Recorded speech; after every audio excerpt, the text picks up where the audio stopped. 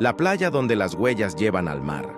El sol se hundía lentamente en el horizonte, tiñendo el cielo de tonos anaranjados y púrpuras. La playa de San Cristóbal, un lugar olvidado por los turistas y apenas visitado por los lugareños, permanecía casi desierta, salvo por el murmullo del oleaje que golpeaba con monotonía la arena. Era un sitio extraño. Los pescadores del pueblo cercano evitaban acercarse al anochecer. Decían que esa playa guardaba secretos demasiado oscuros para ser compartidos con forasteros. Pero Sofía, una joven fotógrafa apasionada por capturar paisajes inusuales, no podía resistirse al encanto de aquel lugar. La primera vez que llegó, lo notó de inmediato. La arena estaba marcada por huellas pequeñas, descalzas, que aparecían desde las dunas y se dirigían hacia el mar. No había huellas de regreso. Eran claras, profundas, como si alguien hubiera caminado poco antes de que ella pusiera un pie allí. Sofía miró a su alrededor. La playa estaba vacía.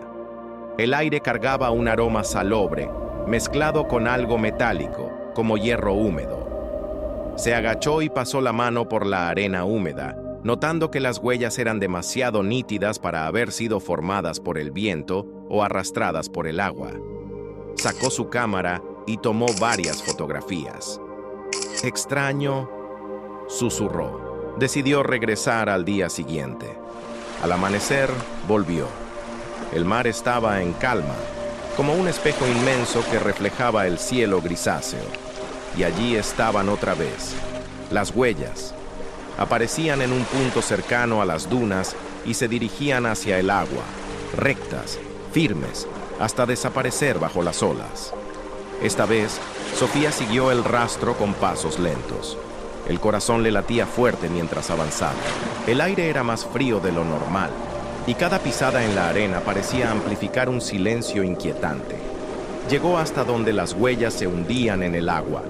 La espuma cubría la última marca, y más allá, solo quedaba el mar infinito. Se quedó inmóvil varios segundos, sintiendo que alguien la observaba, pero al girar no vio a nadie. Los lugareños eran reacios a hablar del tema, pero una anciana, conocida en el pueblo como Doña Amalia, la detuvo una tarde en la plaza. «Usted es la muchacha de la cámara, ¿verdad?», dijo con voz áspera, mirándola fijo. «Sí. ¿Me conoce? Todos saben que anda en la playa maldita». Sofía frunció el ceño. «¿Maldita?». La anciana asintió con gravedad. «Hace muchos años, antes de que usted naciera, una niña desapareció allí. Tenía apenas 9 años. Nadie la volvió a ver. Solo quedaron sus huellas en la arena, llevando al mar.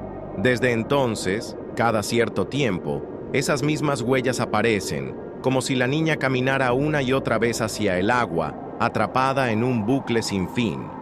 Sofía sintió un escalofrío recorrerle la espalda. «¿Y nunca se encontró el cuerpo?». «El mar no devuelve lo que se lleva», respondió la mujer apartando la mirada. Esa noche Sofía no pudo dormir. Revisaba las fotos que había tomado en la playa y, al hacer zoom en una de ellas, creyó ver una silueta pequeña entre las olas. Una figura oscura, como la de una niña que se perdía en la espuma. El corazón le dio un vuelco. Volvió al día siguiente. El cielo estaba nublado y el viento golpeaba con fuerza, levantando arena en remolinos. Las huellas estaban allí otra vez, frescas, como si alguien acabara de cruzar la playa. Sofía apretó la cámara contra su pecho, respiró hondo y comenzó a seguirlas. Paso tras paso, sentía que el aire se volvía más denso. El sonido del mar ya no era un murmullo relajante, sino un rugido grave que le retumbaba en los oídos. Al llegar al agua, esperó. Y entonces lo vio. Una mano pequeña emergió brevemente de entre las olas, blanca y huesuda, como un hueso cubierto de piel traslúcida. Luego desapareció en la espuma. Sofía gritó, retrocediendo de golpe. Decidió hablar otra vez con Doña Amalia. «Vi algo en el mar», dijo Sofía temblando. «Una mano, como si alguien estuviera atrapado allí». La anciana cerró los ojos. «No debió mirar. Esa niña no está sola. ¿Qué quiere decir? El mar guarda muchas almas.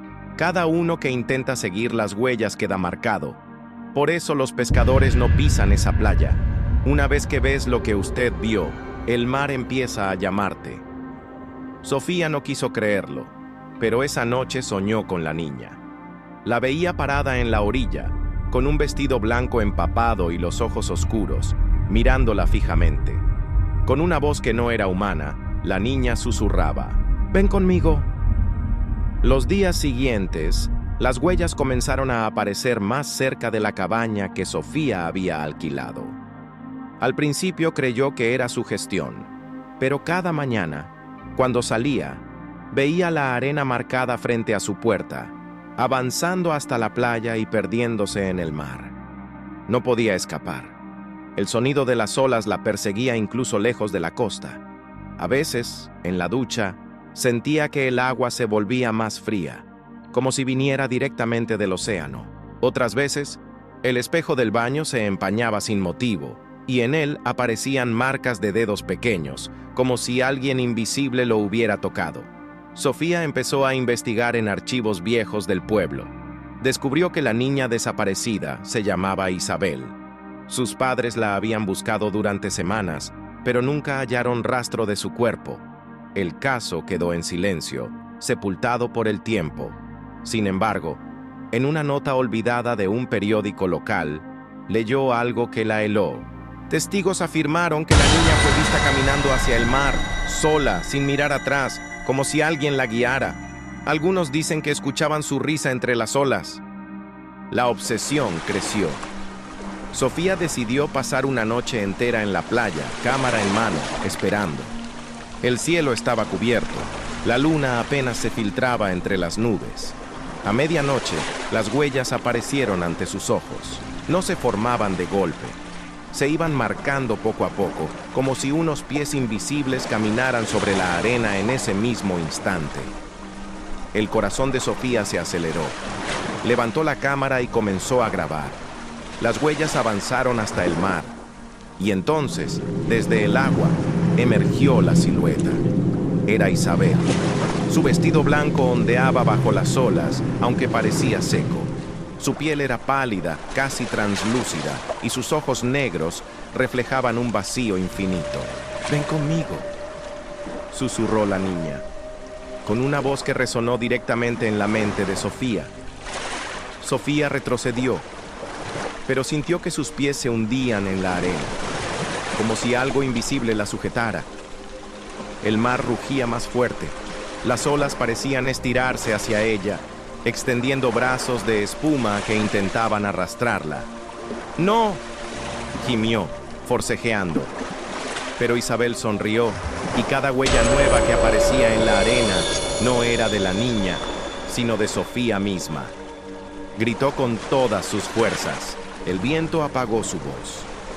Al amanecer, los pescadores encontraron la cámara de Sofía enterrada en la arena, junto a un rastro de huellas que llevaban al mar. Huellas frescas, que no regresaban. Nadie volvió a verla.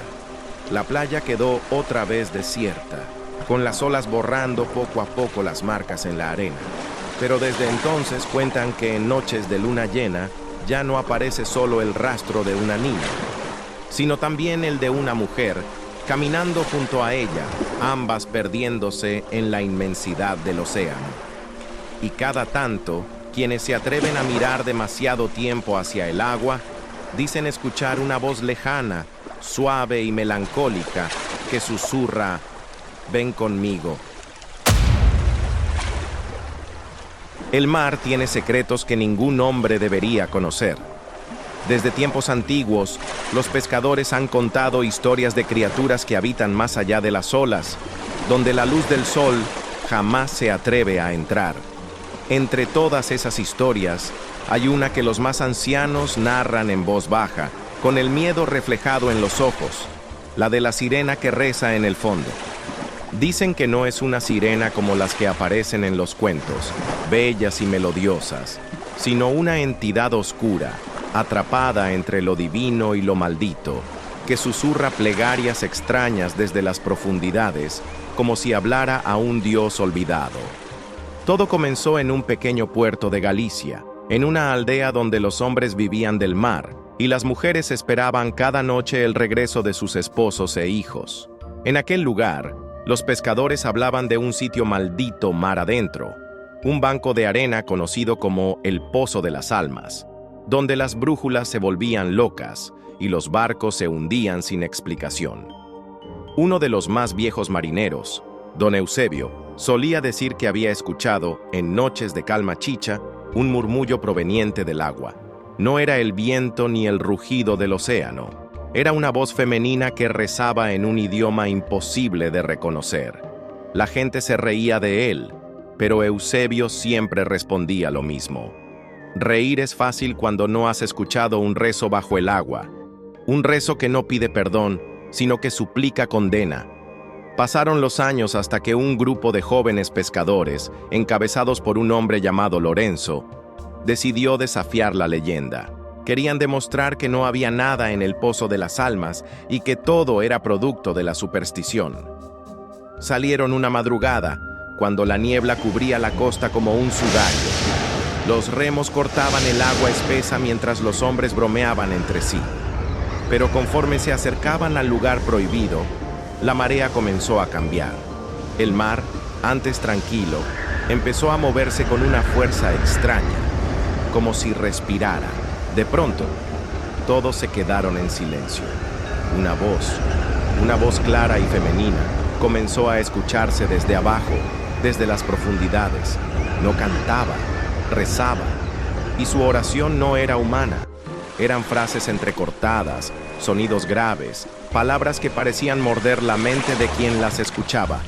Los hombres palidecieron. Uno de ellos, Julián, cayó de rodillas dentro de la embarcación, llorando y tapándose los oídos.